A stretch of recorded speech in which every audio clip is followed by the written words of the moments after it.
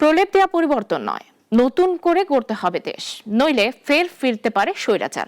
মন্তব্য প্রধান উপদেষ্টা ডক্টর মোহাম্মদ ইউনূসের। বিকেলে রাজধানীর একটি হোটেলে জাতিসংঘের অনুষ্ঠানে তিনি সংস্থাটিকে অভ্যুত্থানের সমর্থনের জন্য ধন্যবাদ দেন। বলেন, জুলাই আমাদের পুনর্জন্মের মাস। আরো জানাচ্ছেন সানি আহমেদ। যে সংস্কার আমাদের দরকার সেই সংস্কার আরো গভীরের সংস্কার। বিকেলে জাতিসংঘের আয়োজনে জুলাইয়ের অনুষ্ঠানে বক্তব্য রাখেন প্রধান উপদেষ্টা ডক্টর মোহাম্মদ ইউনূস। এ সময় তিনি বলেন, সরকারের কাজ এখনো শেষ হয়নি। সংস্কার কর্মসূচির পাশাপাশি দায়ীদের আইনি জবাবদিহিতায় আনার কাজ করছে সরকার। মানুষ কিভাবে এরকম নির্মম হতে পারে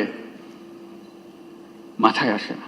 দমন, নীরবতা বা ধ্বংস করার জন্য জনগণকে আর কেউ যেন ব্যবহার করতে না পারে সে চেষ্টাই চলছে বলে জানিয়েছেন অন্তর্বর্তী সরকার প্রধান।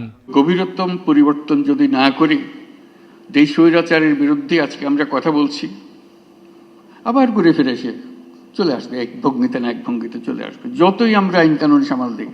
প্রধান উপদেষ্টা জাতিসংঘকে ধন্যবাদ জানিয়ে বলেন, জাতিসংঘ আমাদের উত্তরণে একটি গুরুত্বপূর্ণ অংশীদার। এবছরের মার্চ মাসে বাংলাদেশ সফরের জন্য সংস্থাটির মহাসচিব আন্তোনিও গুতেরেসকে তার অঢেল সমর্থন এবং সংহতি প্রকাশে কৃতজ্ঞতা জানিয়েছেন সরকার প্রধান।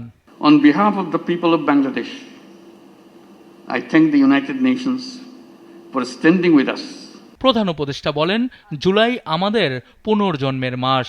এটা শুধু স্বৈরাচার বিদায়ের মাস নয়, এখনো সুযোগ আছে এই দেশকে নতুন করে গড়ে তোলার। Thank you, United Nations. Sunny Ahmed, নাগরিক, ঢাকা।